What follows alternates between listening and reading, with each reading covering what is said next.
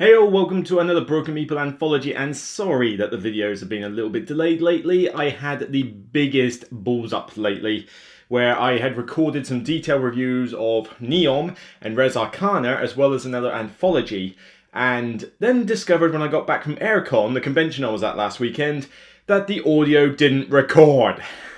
Unfortunately, this new setup where I'm getting the audio from here, which is, better for you. It's out of shot, thankfully, this time. I'm going to make certain of that. But unfortunately, it's very fickle as to whether the cable was in or did I forget to switch the power on. And I can't tell from looking at it here if I have. So I have to do pre-flight checks every time I do everything now. Otherwise, I end up with a video with no audio. So suffice to say, I was a little bit down in the dumps the other day, which could only be cured with catching up with my various DC superhero shows. That's pretty much the best way for me to sort of cheer up a bit. So, it's time to get the videos back on track, so there's not going to be a detailed review of NEOM and Arcana anymore because I just can't do all those videos on top of everything else I got to do. So what I'm going to do here is an anthology where I've chopped and changed what games I'm doing in it, and I'll put NEOM and Arcana in this one, as well as some of the other new stuff I've had. That way I can cover everything in one fell swoop. So without further ado, let's get started. Let's start off small and simple. I have a thing for small little filler games, stuff that just comes in a box about this big and still gives me a good amount of entertainment and is still fun to play. We've got things like No Thanks, Jaipur, Kakalak and Poker, Bang the Dice Game, Valley of the Kings, Biblios. All those little games that are still great fun, but don't have to take up loads of space on your shelf. They don't need a ton of components. I don't need to spend 20 hours teaching the game. Just little things like this, and we seem to have a shortage of them at the moment. I swear there's just not many of them out, period, let alone that are any good. So this one, Narabi, sorry. It was a really unusual one. I'd never even heard of it, just came out by Z-Man Games, and I thought it looked like a bit of a cross between the game and Hanabi. Now, Hanabi I like, the game I don't, without a shadow of a doubt. But I thought, well, let's give this a try. 3 to 5 players, 10 to 15 minutes, and see what it's like. The idea is that you're working as a cooperative game where you are trying to build a stone circle with the numbers in numerical order. It doesn't matter if it's clockwise or anti-clockwise. You have blank stones that are even for the purposes of this game, but don't count for the numerical order. And what happens is that before the game starts, you sleeve these restrictions into the back of the various stones, and you're only allowed to look at the 3 cards in front of you, so you only know what your 3 restrictions are. Any others, you have to remember what they can do, so there's a bit of a memory aspect to it. And the idea is that you have to work as a team, taking it in turns, to switch a stone with another player. But the restrictions on the back force you only to be able to swap certain stones. Like, must be 3 to the left, 3 to the right, only even, only odd, not with a blank stone, not with the player to your left, It's stuff like that. But these throw a nice little twist into the mix because these are going to chop and change every game. The game is not easy, I can tell you that now. It gives you ways to make it harder. Seriously, is this hell mode for ghost stories? I think we've won it once, we've lost the other few times. Perhaps there's a knack to it, but seriously, it's not an easy game. But that doesn't make it painful or, frustrating. You're always involved, everybody is talking with each other because even though you have restricted table talk, you can still discuss yes or no questions. You just can't discuss the restrictions involved. So it's not as silent as, say, Hanabi or the Mind. Ugh, God, you made me say that word. But, it's a neat little game. The components are, they are what they are, really. It's got a nice little attractive cover, but at the end of the day, it's basically a bunch of black and white cards with 0 to 9 on them and some restrictions in red text on the back. It looks nice, but it's a small little card game. It doesn't really need to be the Ritz. Although I do like that they at least gave you the sleeves in the box, even with some spares, I think. So it's nice that when they say, oh yeah, sleeve this in the card and sleeve this behind, that they weren't stingy and say, oh, by the way, supply your own sleeves. No, they come in the box. But it's a neat little co-op. 3 to 5 players, takes you about, quarter of an hour tops, and it's just pretty neat. I wasn't expecting much from it, but this can literally sit on my shelf in the smallest of crevices, somewhere in there, and it'll do the job nicely. So, if you want a small little co-op filler, give it about I'd give it a 7. It's a neat little game. I'll play it again. I bring it out every now and again when I want to teach a simple co-op game, and that's another thing we're short on, decent co-ops. Have a look at this one. Narabi. let's carry on with something a little bit smaller. Let's do this one. Yes, you already know what I think about Isle of Skye. It's a decent game. It's probably my... Is it my favourite? It's probably my favourite from Alex Pfister, although I do now finally have another one of his games in my collection. I finally bought Broom Service, and it's not arrived yet, but it is on. I've got it ordered, so yes, I do have 2 of his games on my shelf. Notably, his more streamlined games. Go figure. But Isle of Skye I liked already. Hated the Journeyman expansion. It was like, seriously, you've just taken what made your game great and then changed it dramatically, and now it's ruined. Thankfully, it was an expansion, which meant I didn't have to buy it. I just literally ignored it even existed. Now we have Druids. This is what I'm going on about here. And Druids is the newest expansion. It came out of Essen, I believe, last year. And it's a very simple include. In fact, it's so simple that you might as well throw it into every game. It's not difficult to teach. Because what it essentially does, it gives you more of the same, but with a slight twist on top of it. The idea is that after you've done the buying phase, where you're buying each other's tiles, there's a second buy phase. There's a subboard with these different tiles on them, and they represent either a special ability, of which there's only a few, but you know they're not the main crux of it, or more tiles. More tiles, more map tiles. But every single one of them either has one of those special abilities, which is not the most common of the lot, or a scoring scroll. And these can be fairly major compared to the other scrolls. I mean, they're not overpowered or anything, but they can be more powerful than the ones you've got, or they can bolster up the ones you've already got. So like, you know, you've already got one for cows. Well, here's another one for cows. Would you like both? And the way you buy these is that they're on a board, and there's a fixed cost below each bit. It's basically like buying from a selection. And you have to pay the cost of the tile as well as the cost of the space it's on, and these slide down and replenish. It's what you've seen in most games that do this. But why is this such a good expansion in my opinion? Well, A, not too complicated. I've taught this with the base game, works fine, even when someone hasn't played the game before. If you know how to do the buy phase, this is just another buy phase. It's really not complicated. Secondly, it gives you effectively more of the same. What do you want in a game where you get to build your own map that's different every time? Well, more map tiles, obviously. You get a few more objectives that go with the new tiles, but mainly it's a lot of different map tiles. So now your map is more varied, there's more variety. Okay, that's always a good thing. But the third thing, and I didn't notice this at first until about halfway through the game, but it really does change the dynamics of the economy in this. A lot of the times when I played Isle of Skye, the one little gripe I had was that you start off with like every penny counts. It's like, oh, 2, oh, do I really want to go to 3? Oh, it's a bit hard. But then eventually, like in a lot of economic games, you know, Raccoon Tycoon falls victim to this as well, where you start off having really tight money, and then suddenly it's like 200, 300 million, 500, yeah, whatever. I'll just chuck in another 500, doesn't matter. Because you're just oozing money out of your brains. And that always irks me a bit with economic games. Here, though, the economy is tightened up substantially, because you don't get any extra money. It's not like, oh, if you're playing with the Druids expansion, you now get 2 money for every tile or something. Or like you start off with double the money instead of the original amount. No, you still have the same amount of money.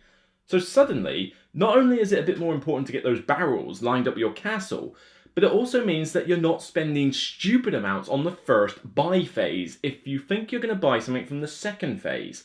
Because now you have to think, well, I've got this money here and I want to buy that, but I can't spend 12 on that because then I can't afford anything from the Druid tile.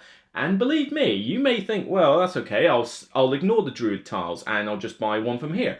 You can do that and you can do well. But remember, anybody else who's going for those Druid tiles is possibly getting more scoring opportunities. They may not necessarily score highly in any of them, but they're going to get more of them. It balances itself out quite nicely. But it just means that you don't have these ridiculous, economy phases. I mean, you may get some people earn a lot of money because they've managed to find tiles with the barrels on them, but because you now have to split your money between 2 different buy phases, suddenly money's even more tight than it already was, and that's one of the good things about this. The decision making with, do I spend this or spend that, is the biggest decision you're going to have to make in this game, and it's just made it even more harder. So it works really nicely. You can't even tell the expansion's in here. I mean, it doesn't, it fits in the box fine, and there's very little to it. I mean, the rulebook is literally just that. That's it. That's all the rules you need for the expansion. And in any case, that's the appendix on the back. A bunch of scrolls. And there's not tons. Like I say, looking at this, there's 4 abilities that you can grab. and there's 1, 2, 3, 4, 5, 6, 7, 8 different scrolls on the tile. So it's not like there's a huge amount here, so bear that in mind. But add all this on top of what you already have, and you've got some good variety, not to mention some of the other objective tiles certainly are a bit more interesting as well. But there you go. Set up an overview, appendix, there's your rules. That's it. And most of that is pictures. It really is such a simple include that there's no reason to not put this in your base game. So I think if you wanted to spark up Isle of Skye and make it hit the table a bit more, just add a bit more freshness, the Druids expansion is a must buy. Ignore Journeyman, rubbish, stupid, don't like it, whatever. But if you do, fair, that's fine by me. But honestly, it just completely killed the game for me for a bit. But Druids, nice bit of added freshness that makes Isle of Skye pop back to the table a bit more. That's what an expansion should do, and Druids get it right. It's at least an 8 for me. I maybe would have liked a little bit more variety in some of the tiles that you go, or maybe those abilities, but it's nice to have some. You could easily expand this with some more Druid tiles. So at least an 8 for me, maybe even a 9, who knows, it is really that useful of an expansion. So Isle of Skye, Druids, grab it if you can.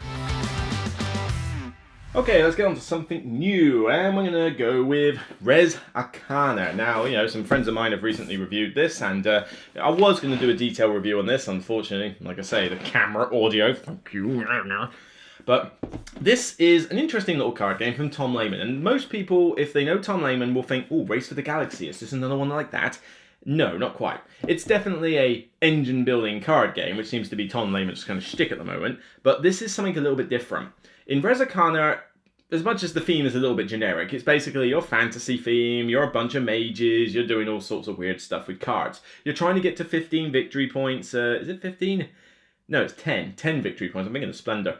But 10 victory points, and you do it by various means, like get cards, get resources on cards, do weird engine building shenanigans, it's that kind of thing. But first one to 10 wins.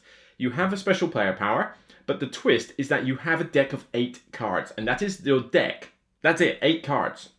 And the idea is that you shuffle these randomly from a deck of about 60 odd, and that's your deck for the whole game. So you have a completely different deck every time you play this. Now, I will stress that where I say you shuffle it randomly out of a deck of 60, do that for your first game, or use the preset hands that it suggests in the rulebook, but only for your first game. If you then play this that way continuously, you will hate this game, because it will just be a luck fest. It's still not exactly the biggest skill fest in the world, but you need to play with the drafting variant in the back of the book, because you need that. Because then everybody's on the same footing. It means that your deck of 8 cards actually works well together for the most part. If you shuffle it randomly, you could just end up with 8 cards that don't do jack. But that's just not going to work for anyone. So definitely draft. But the idea with this is having a varied deck every game means that the games do turn out quite differently. Now, I wish there was a bit more of a thematic element to this, because you have some creature cards, some dragon cards, and some mixie cards and stuff. But at the end of the day, it's just, here's a color resource of this type. I mean, you forget what names they are. They call, instead of fire and water, they call it Elan and Calm. Really? What was so difficult about fire and water? And you kind of just don't really care what they're called. You don't really care what other cards are called. At the end of the day, it's what shenanigans can you pull off in order to get victory points.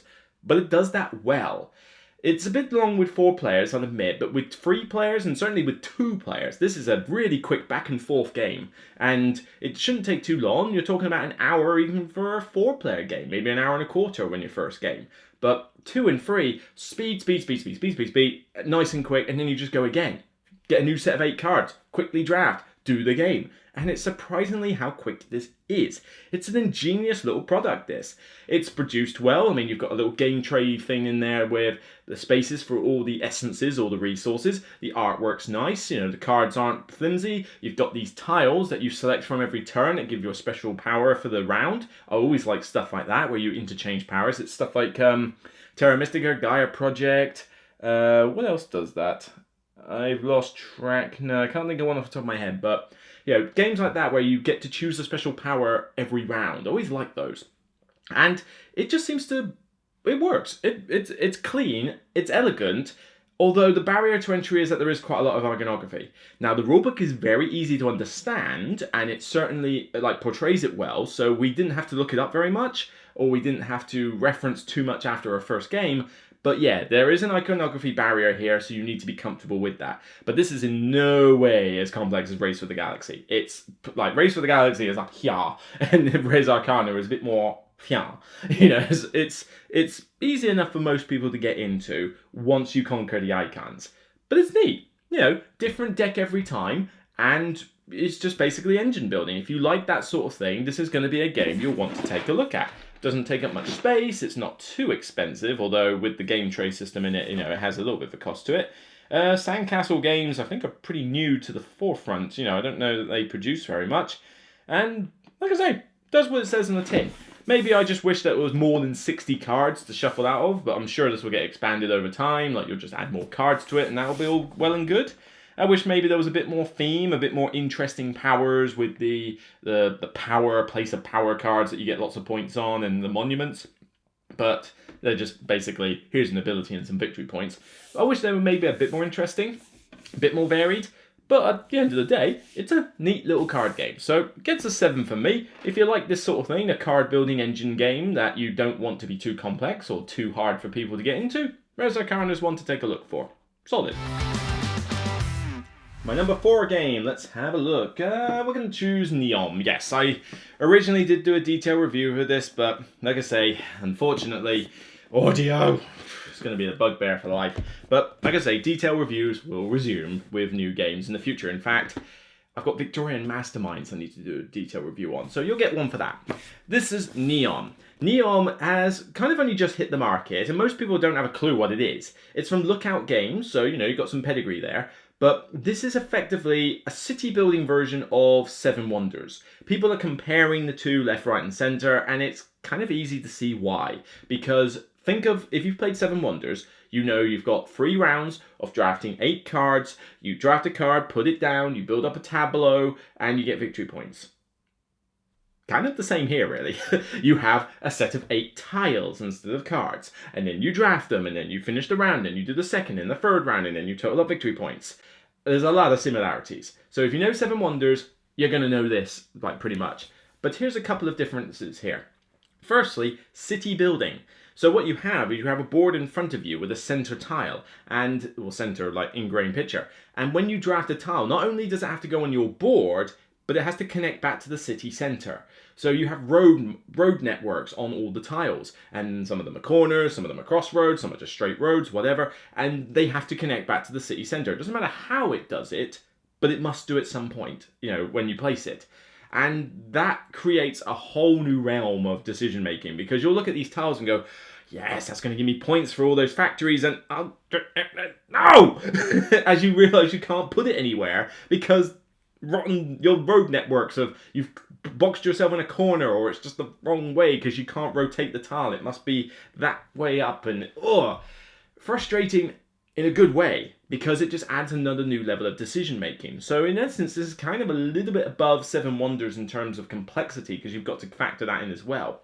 Other than that, pretty straightforward. I mean, some tiles get you income for money that you use to buy certain things. You get resources from the various things, and like in Seven Wonders, you don't actually get tokens. You just simply have a little counter that says, I produce, you know, wood, and then if anybody else wants wood, they pay you money for it. And all you have to do is just produce it. You don't have to have 3 of them for a card or anything like that. It's just, do you produce wood? Or do you have access to wood? So it's similar, if maybe a little bit more simpler than the way Seven Wonders did their resource production. So other than the road networks, is there really much of a difference? Not a huge amount. I mean, you'd be surprised how much of a difference that road building network makes, because you can't fill up the whole board. It's impossible. But you're certainly going to be thinking, oh, do I put that there? Do I want that there? I need the houses close to each other, but oh great, that factory, oh, I don't want to put it there because that's negative points.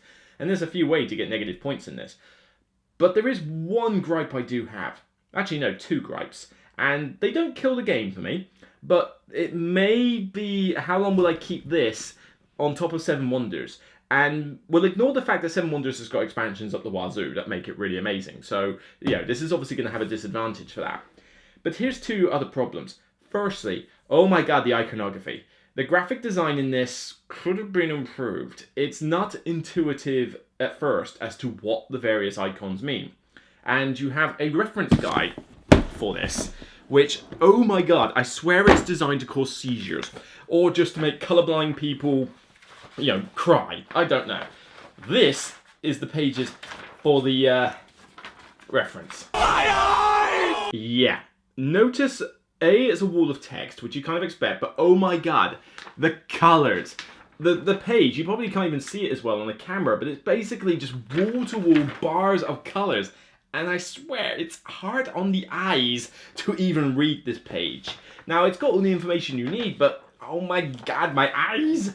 Other than that, the rulebook is relatively easy to follow, although I will argue that there's probably a bit too much text. They could have thrown in a few more pictorial examples, so maybe learning your first game will be a little bit hit and miss, and certainly people are going to be constantly checking that rulebook for ideas on what the various things do, although it's mainly for the cornerstone tiles.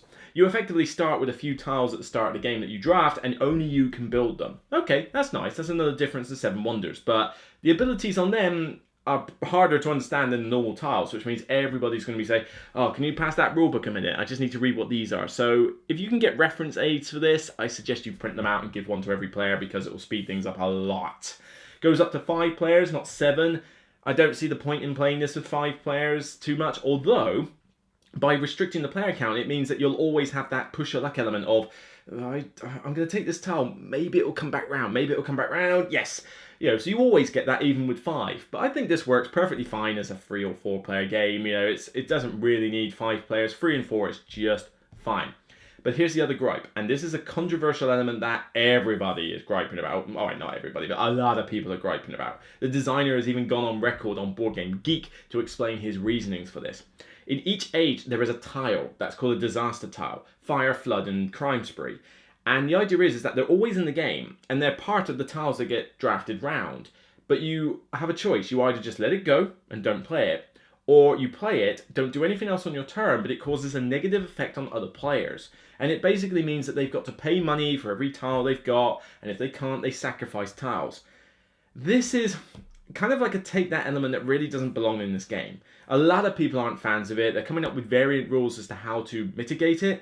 But the problem is that the rest of the tiles are balanced on the basis of these disaster tiles. So you're kind of stuck with them. And it's just, I don't know, it just throws a bit of a downer on the game. You know, you're having fun building up this city, yay, yay, yay, and then somebody comes along and suddenly you've got to sacrifice 2 or 3 tiles. Oh, well, I did have a nice city once. Well, that's me out of the running then. It kicks people straight up out of the game. They can be that damaging. Although, usually the 3rd round one. The first 2, you seem to find that you have so much money you don't really care about whether you get one of those tiles or not. But they certainly can hurt. Yes, there are tiles that mitigate the damage, like a fire station and a police station, but they only do the surrounding tiles, so you still got to pay for all the others. But the crime spree, oh my god, it's like 2 money for every tile, or sacrifice like 1 of each. It's incredibly damaging. It's so powerful that some people have won games purely by playing that crime spree. It's just a bit too powerful, a bit too much of a punch in the face to what you were doing in the game. Now, it's not enough to kill the game for me. As long as everybody knows they're there, they can prepare for it. But still, it's just, why is it there? I've read the reasons that the designer has made, and I'm okay with the reasons he's done. It's like, fine, I get it. Based on this, I can see why you put it in. But really, I don't think it should have been in the game. I feel that maybe it was an afterthought, that we thought, oh yeah, we got to have a little bit of the take that element. And I was like, no, why didn't we just not have the take that element and just balance everything out?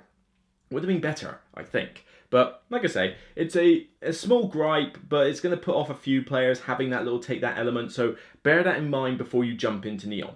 But if you like Seven Wonders and you want an alternative that has the cool sort of city building road network aspect to it, give NEOM a look. I don't think this will replace Seven Wonders for anyone. I don't think that Seven Wonders will...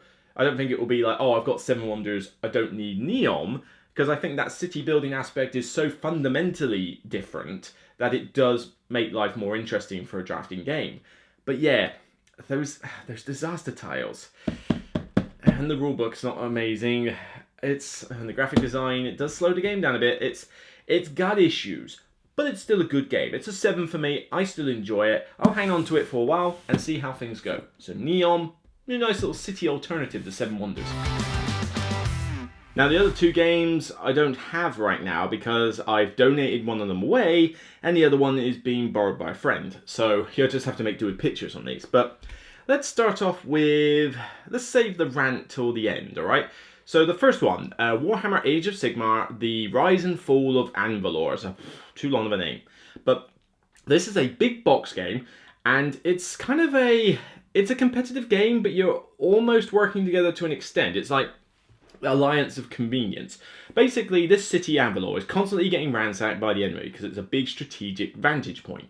And the idea is that you, as your respective factions out of the Sigmar universe, to which I don't recognise any of them, as I have not played the Age of Sigmar universe for Warhammer, and the idea is that you're building up the city with some generic buildings, but also some of your own factions.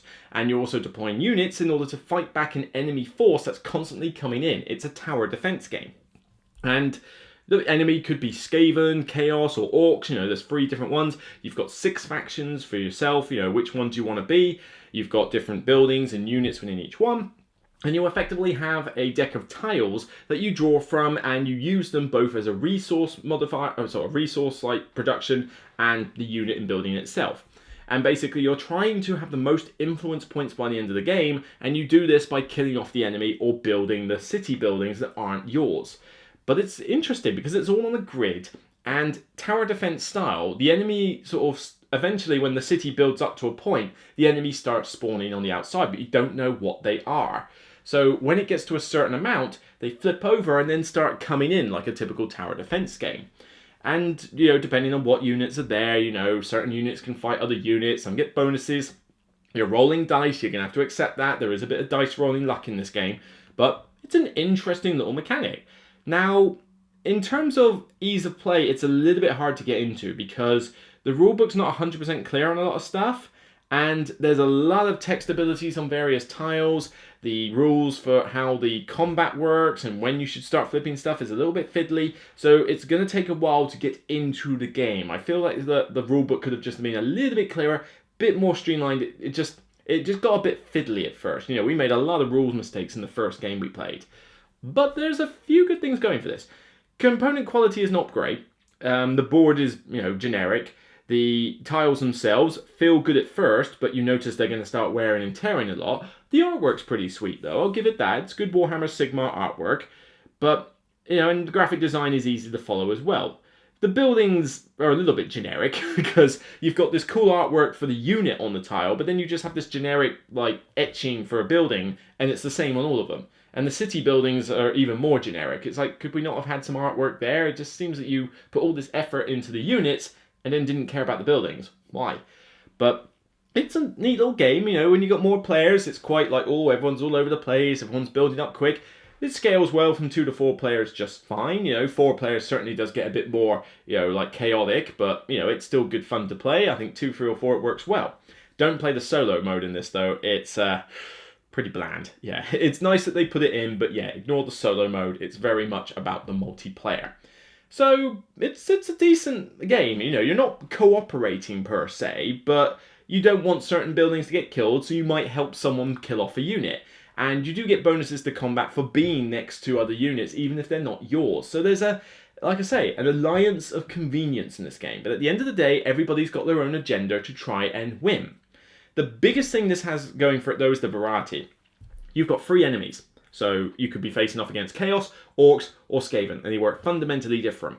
Each one has 4 levels of difficulty, which basically is what is their starting setup, and when you roll for when they spawn, what does a 6 do? 4 levels of difficulty for each one. So that's 12 different permutations of, just the enemy setup.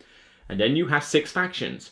Each faction, I think they have 4 or 5, I forget, different abilities that they can have. So a special ability that applies to your faction. So you already have God knows how many permutations of just hero setup, just like, the good player setup. And then combine that with the enemies, oh my god, the variety in this game is ridiculous. You can fundamentally change your tactics based on what ability you have, based on what race you have. Some races have got really good buildings, some are more about the unit, some attack first, some are good in combat, some suck at buildings, some are good at getting money. It's such a good amount of variety for a game that wasn't expected to have any. but it's the Warhammer universe, so you think it's kind of right for it. So all in all, it's not bad. It's not. This is the one I donated. It's good. I like it, but I think it's a little too fiddly for what it is. Because the rules and the rule sets, and when does this get to attack? When does this get to move? When do these spawn? How does this work with that line? Does it mean I roll for each one? There's a lot of that, and that can throw a bit of a downer on the game, certainly for the first one. And again, component quality could be a little better, and you do have a lot of dice luck in this, with rolling dice for combat, as well as what you draw out of your deck. Yeah, okay, when you get it, you don't shuffle it, you just flip it over, but nobody's there playing mind games with their deck, trying to remember what's there, are they? Come on, take your games a little less seriously. So, it's decent, but I can only really give it about a 6 personally. It's one that I would like to play, but it's not one that I would seek out specifically. I think it could have done with a little bit more development time just to streamline things out, to really hone it down and, make it really, really good. As it stands though, it's still a good game. I still like it, good variety, good sort of Alliance of Convenience tower defense style game, but needs a little bit of extra work, maybe. So, Rise and Fall of Anvalor. If you're a Warhammer Sigmar fan and you like a sort of tower defense style game, then give this one a look. I reckon you'll still enjoy it, but don't expect greatness here. Just expect something, decent. Right, let's get on to the rant. Stone Age, the Anniversary reprint. Now, Stone Age is fine.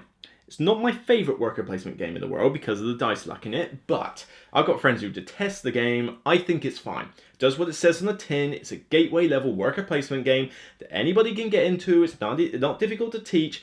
It's solid. I think the River is better for teaching worker placement, but still, Stone Age is pretty good. Now, this is a reprint. Okay, great. We haven't had Stone Age in the shops for a while. Let's bring it out. What? How much?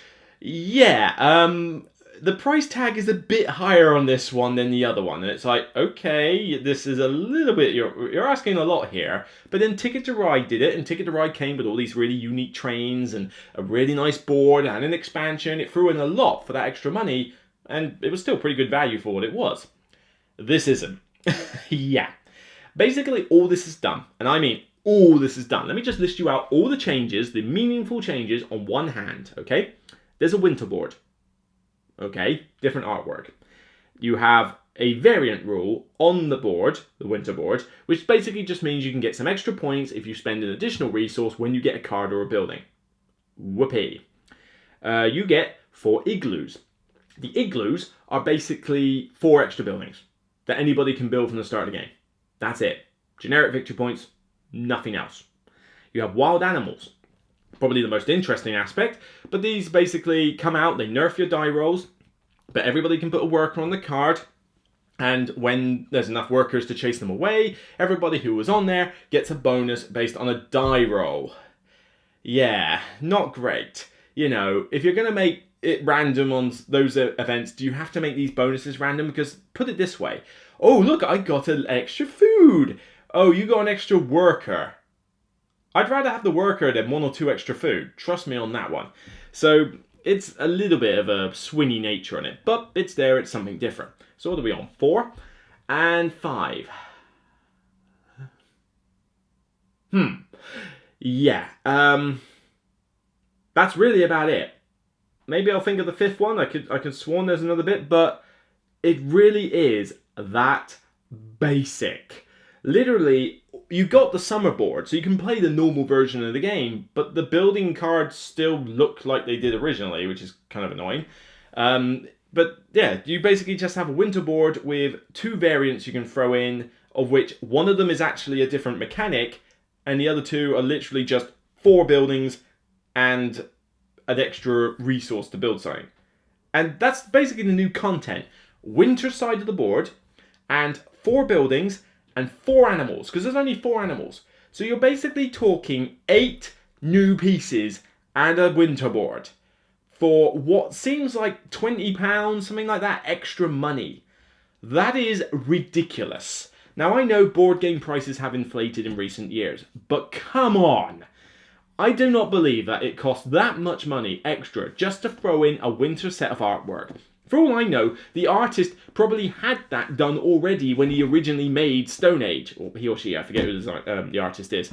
But, you know, when they were originally doing Stone Age, they probably had a winter and a summer version. It's like, oh, you want the summer version? Okay, I'll just keep the winter back here in my saved files. And then the reprint comes out and it's like, oh, look, I can use that winter element now. You know, maybe that's not it. I'm just sort of, you know, generalizing here. But, you know, it could have been like that. That's how basic this new edition is.